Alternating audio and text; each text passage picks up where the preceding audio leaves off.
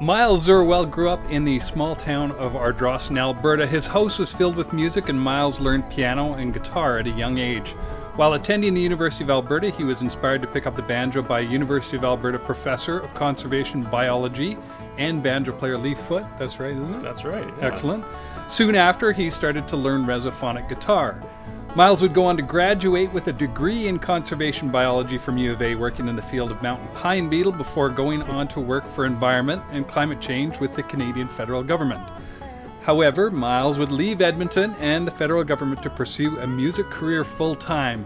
His first band was with the Misery Mountain Boys. He would go on to play with his good friend and musical partner Nico Humby in Nomad Jones, and more recently Happy Trails Prospector. He's also played and recorded with Zachary Lucky, Old Paint Duo, Blaine Sprouse, fiddle legend, Greg Blake, and many, many more. Miles has recently released a solo album, Far Afield, with a cast that includes John Reichman, Eli West, and Trent Freeman. I think that's everything. Did I miss anything? I think you got all the good stuff, yeah.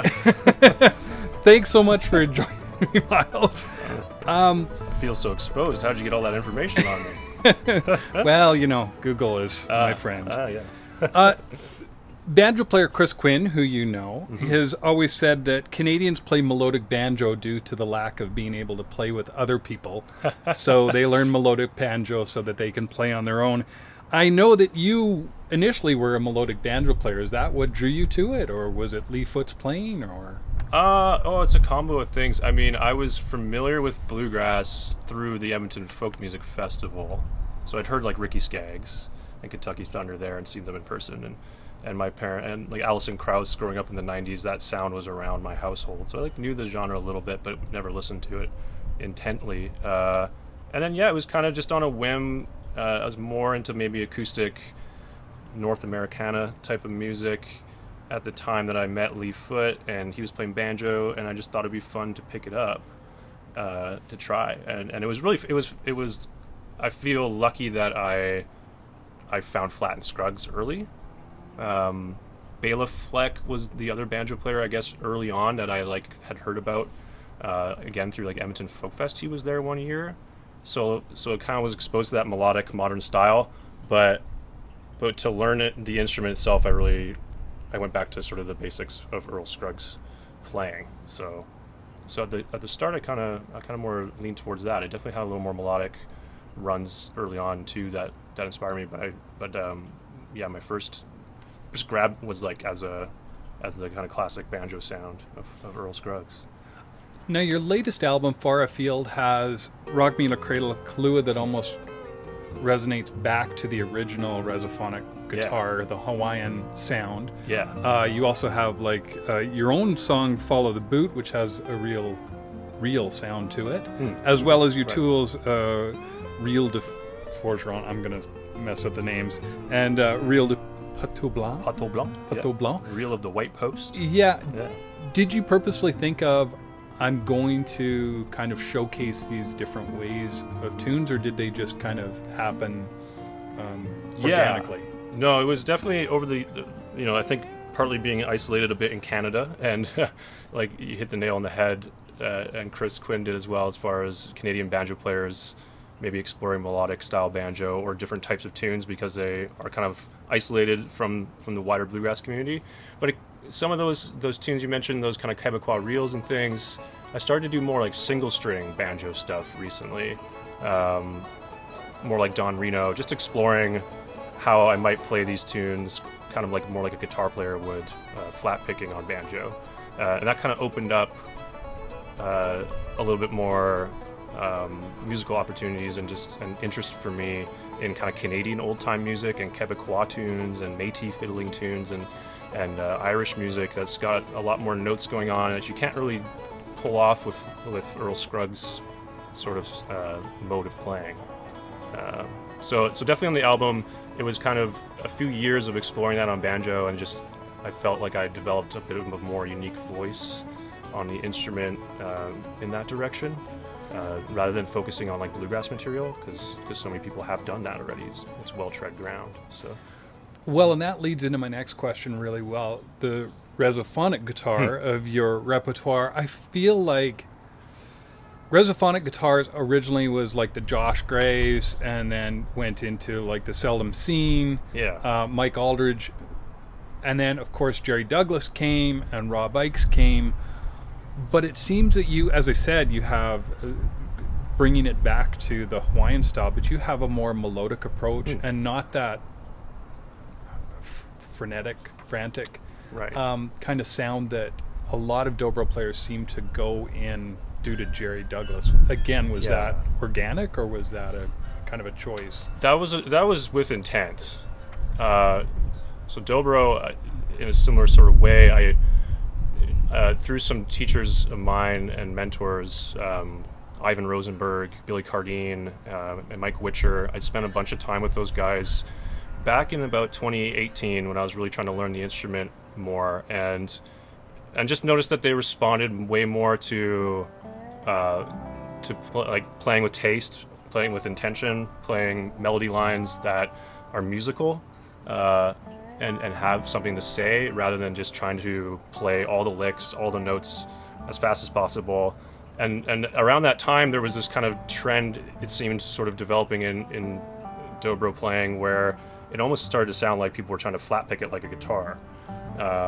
So I purposely tried to sort of step away from that and try to play more melodically. And then some of the players on my record, like John Reichman, is a huge influence just in how he approaches melody and improvising off of a melody, to be more melodic lines rather than all the notes all the time.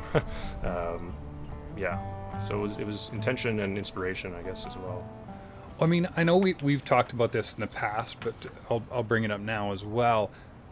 The West Coast seems to have, it's not old-time music in the fact that they're trying to recreate the sound from the 20s and the 30s.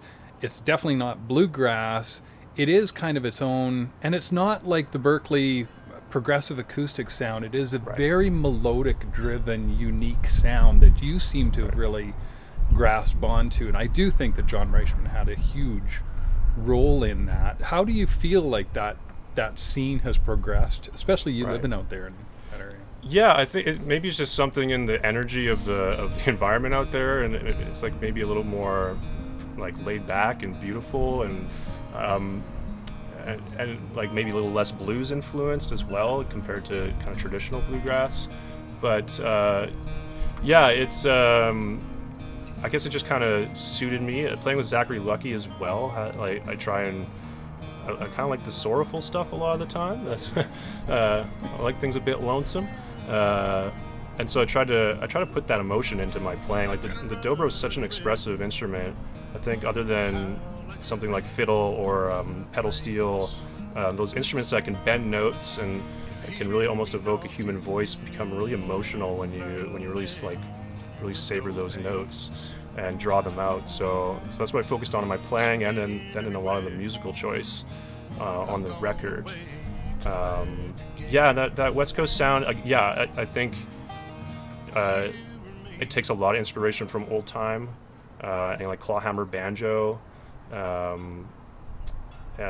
but again, sort of with a melodic focus rather than kind of the heavier energy and rhythmic playing that you might find in the southern U.S. Almost like gunslinging too. Like there's that concept of gunslinging that doesn't seem to be as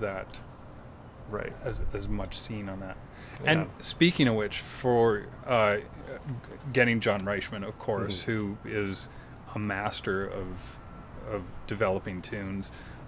Eli West, who is phenomenal in regards to that sound as well. Yeah. How was it when you were bringing your tunes to them and seeing what they were taking? Because I'm sure you had that concept of what they would sound like in your head. Yeah. How much did that develop from what they brought?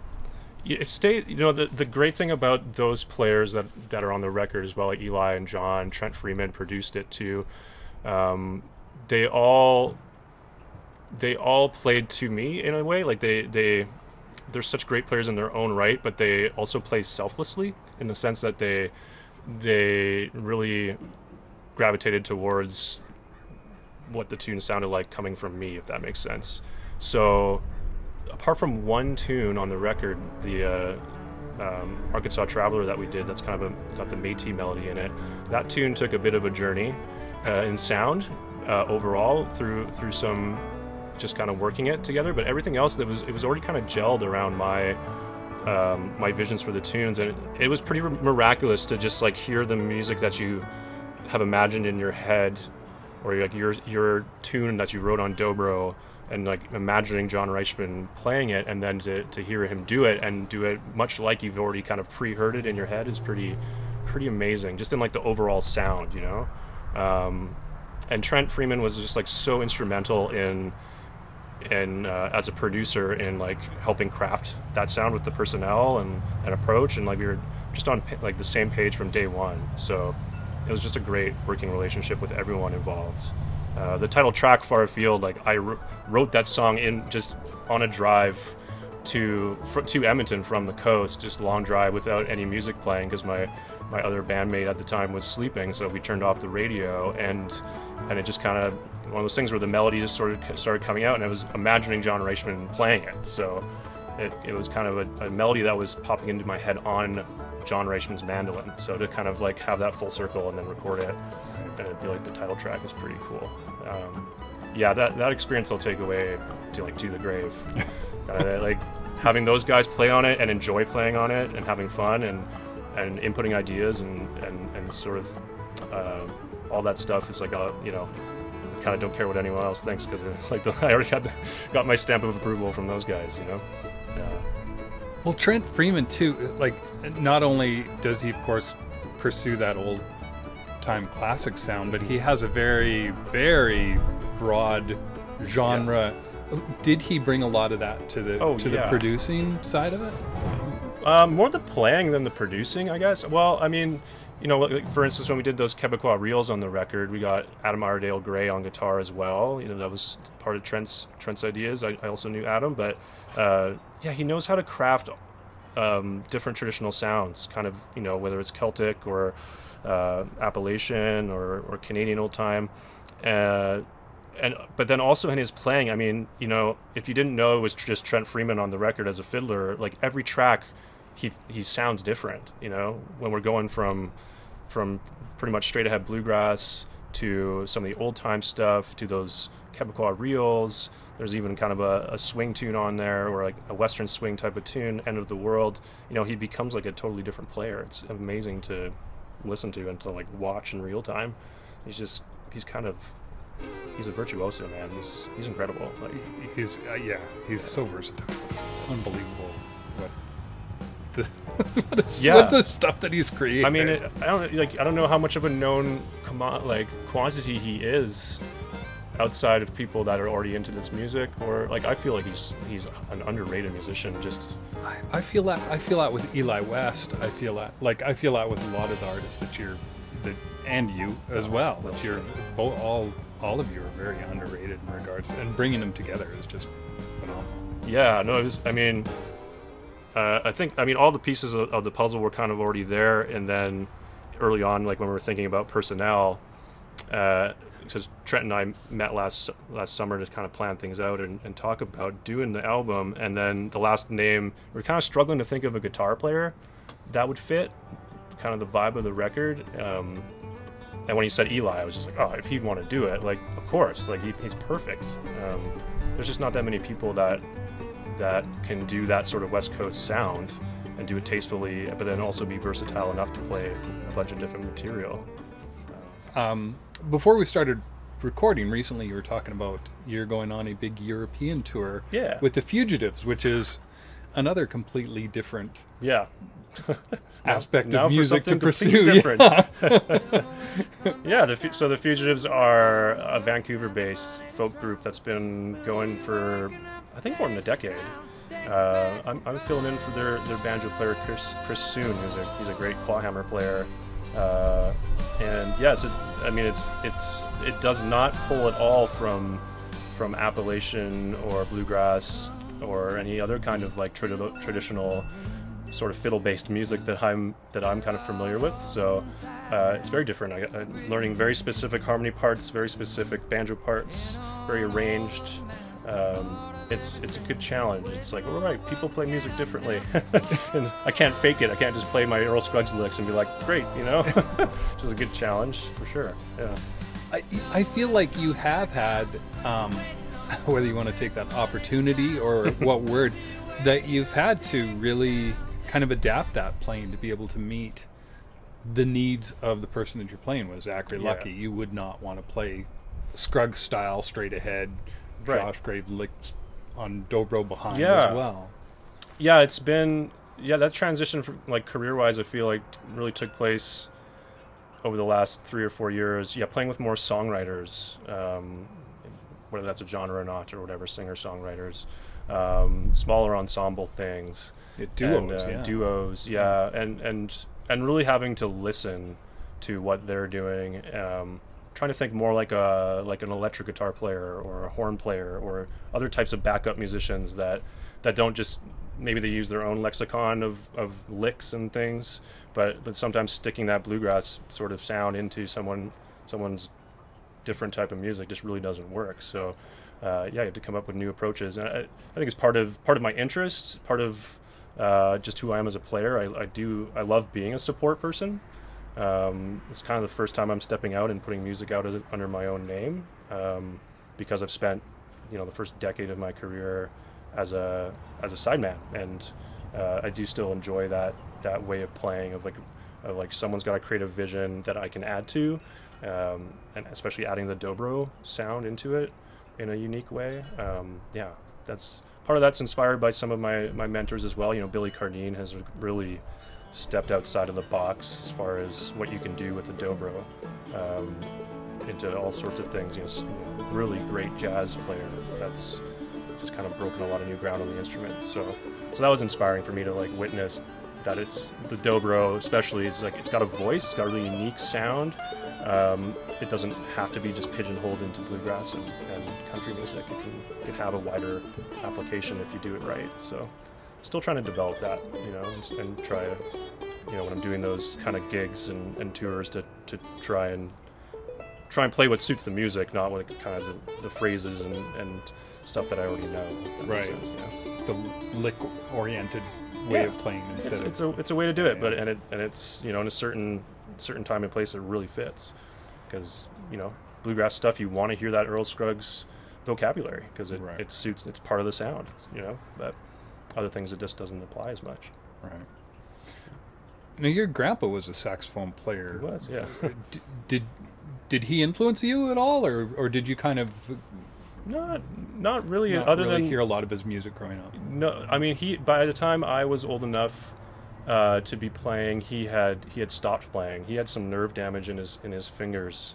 He couldn't feel his fingertips anymore, so he kind of stopped playing music. But he had a band all through the 60s until the late 80s at least. Did a lot of Ukrainian weddings way out in the prairies. There was an era of my life where if someone saw my last name Zurawell, they go, "Oh, you must know Bill Zurawell." And I'm like, "Yeah, that's Megiddo." Yeah, it's like, "Oh, he played our wedding back in 1974," and he was all that kind of thing. And but so there's been a love of music in my family for a couple of generations now, for sure. But I have his fiddle. I've been messing around on his fiddle, which is pretty cool. Okay. Yeah. Well, that's neat to have. Now, as you said, you're a sideman. I know you as a quiet person. Yeah. I would probably even put you in the category of shy. I'd say so. Yeah. So how is that, having to step and promote the album and step out of that? Oh man, that comfort zone of being the sideman. Yeah. Bringing someone else's vision compared to bringing your vision. Right. It's freaky. It took many years of thinking I should do an album to get to the point where I felt good enough to do it. And there was still, without part of hiring a great producer like Trent Freeman is like external accountability, because there was, the crushing self-doubt was still there for sure, still is. So, it's there was many times, when after we'd booked the studio and all put in things in place where I was still ready to pull the plug because I'm not good enough. But yeah, no. So that's very an unnatural place to put myself, and there's all sorts of background reasons for that. But yeah, it's still a challenge to feel good about, you know, putting it out there still sometimes. But when I come back to, you know, the experience of recording it and like how people in the room responded to the music and just, yeah, now that it's done, I'm really proud of what it sounds like. Just the entire mix of the album and everything. We got Adrian Dolan to do it on the coast, and then got David Travers Smith in Toronto to master it. So even just the sound of the instruments themselves, I think, is a unique sounding record. So I'm just happy to get it out to as many people as possible and have people hear it. And, yeah. Very cool. Well, I'm happy you produced it. It is an amazing album. Thanks, man. It's some great stuff. Appreciate it. The self-promotion of trying to be a musician is just, it can be so defeating. Yeah, for me that's the hardest part.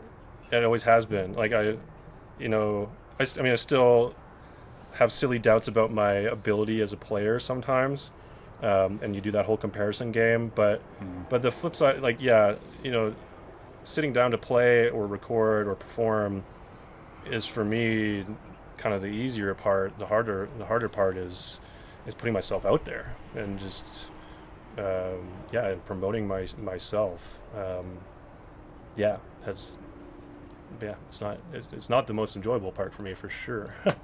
Then you go down the rabbit hole of music marketing and what that means in this modern age, and TikTok as like music discovery and all that stuff. It's a lot as an independent artist to consider.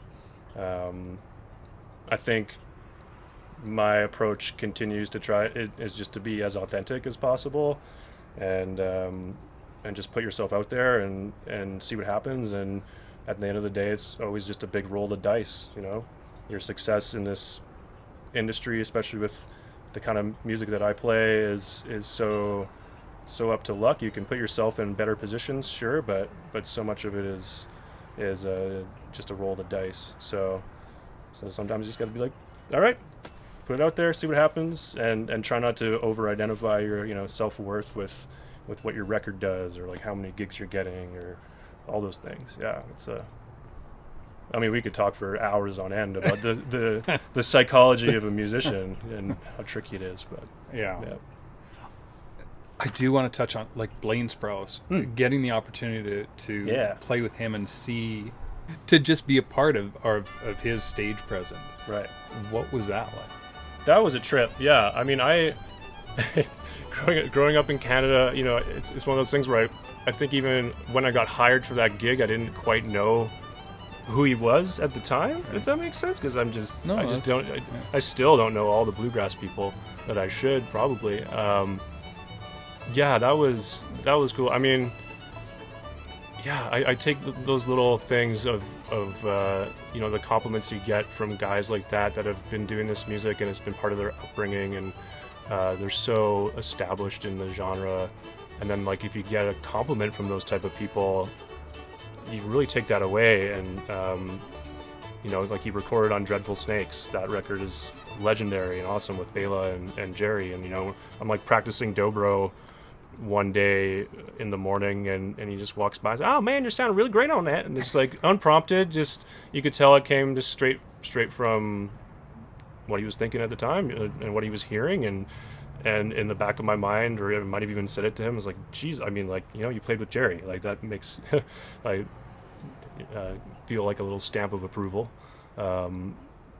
But yeah, that was an incredible tour. I got to meet John Lowell on that tour as well from Montana. Great songwriter and singer and player, like, and just a sweet guy. Like, we got a couple of really great drives through Montana together. Isaac Callender, another just amazing fiddler. And nice people. Like, all nice John people. and Isaac are just amazingly kind people. Yeah, I felt so flattered to be on that tour. Yeah. I hadn't thought about that one in a while, because that's been, you know, 4 or so years now. Maybe, well, and COVID was in between, so that's a decade in of itself.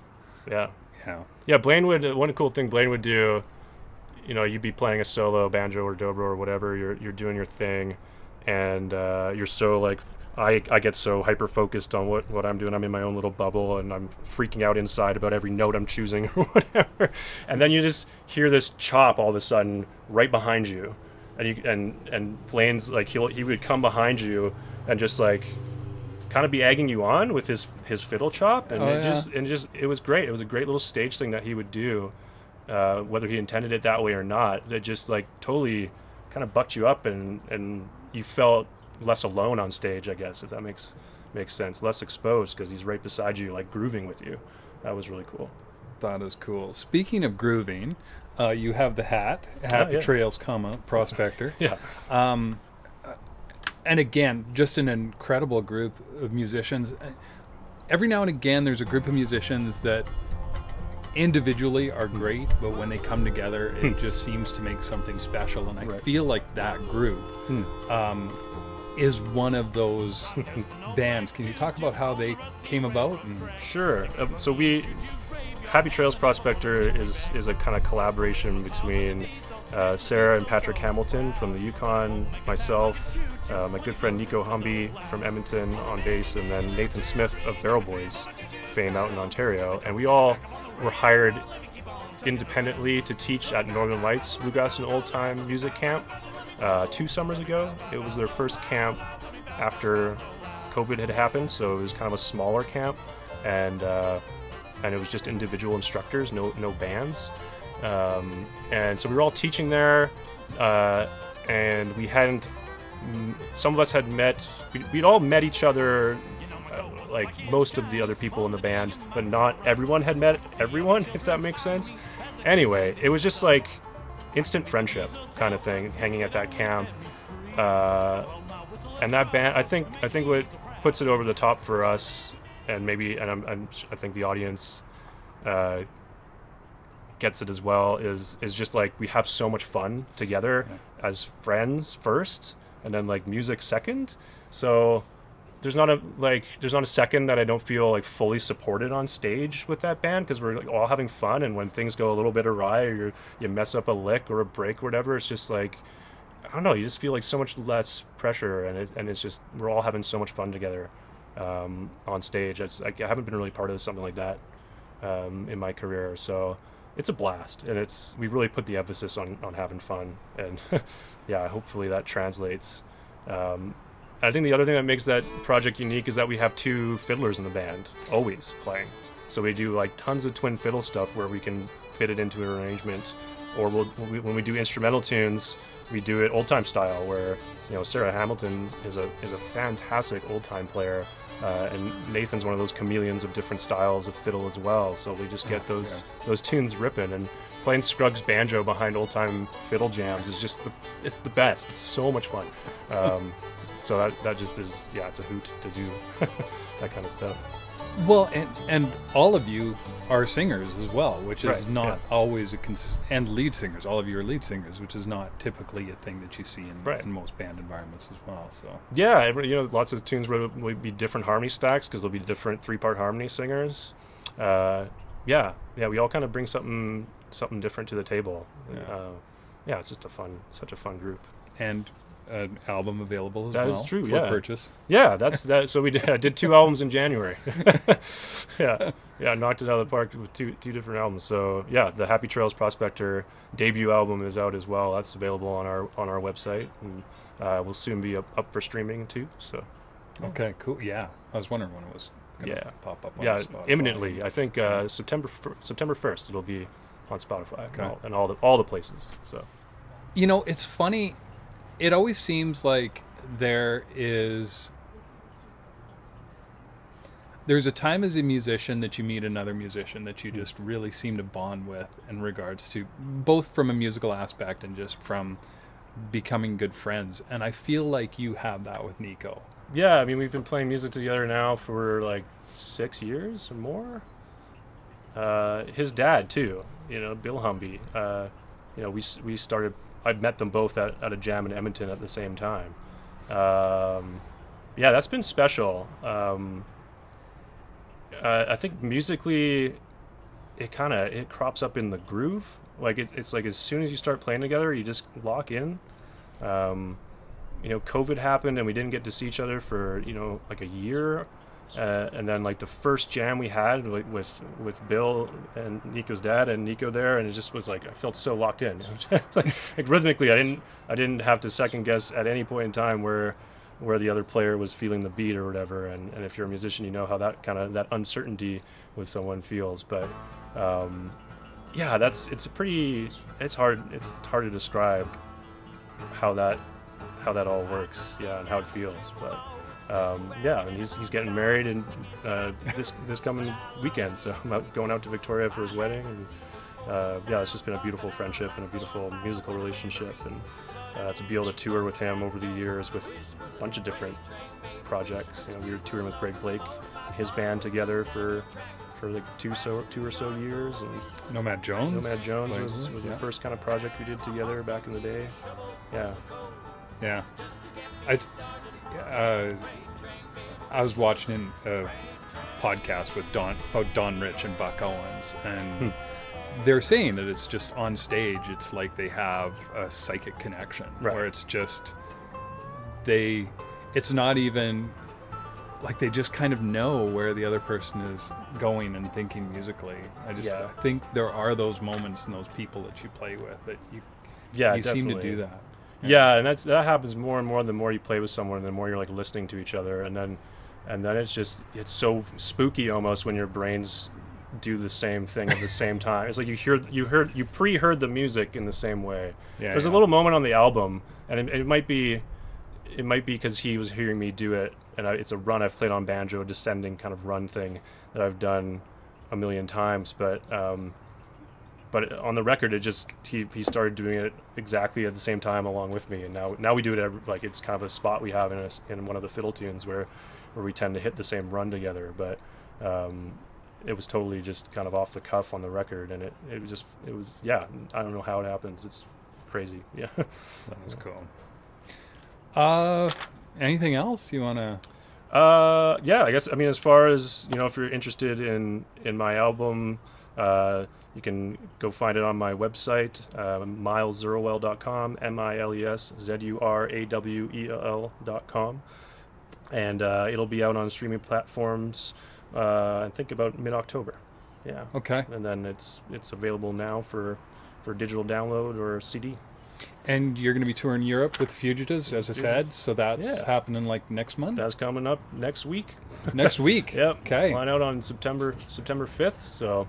Yep, all the way through to the end of October, and then I'll be back in Canada doing a tour with Zachary Lucky out east in November. So, I should also say you teach as well. I do. So you teach banjo, dobro, guitar. I teach a little guitar, mostly in kind of bluegrass and country style. And again, mileszurawell.com. Yeah, you can find contact information for that. Do you do online lessons? I do online lessons. Yeah. If I'm not on the road, I do that sort of stuff, and currently I have no fixed address, but depending on where I land over the next while, I'll be doing lessons out of my home as well. So Cool. I think that's it. Thanks, Darcy. I really appreciate it. And thank you. It's cool full circle too.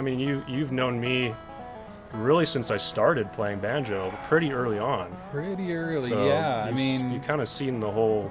I saw you at Misery Mountain Boys. That was the first time. That's very early. Yeah. Yeah, because I can't imagine. Yeah, I was playing for maybe a year. I remember you came to that show. Yeah. Oh, at Wonder Bar. Yeah. A couple shows. I think I saw the Misery Mountain Boys. Yeah. Oh yeah. So that goes way back to where I first kind of started playing and performing, especially. Yeah. So it feels it's great to kind of to be able to chat with you and have that connection still.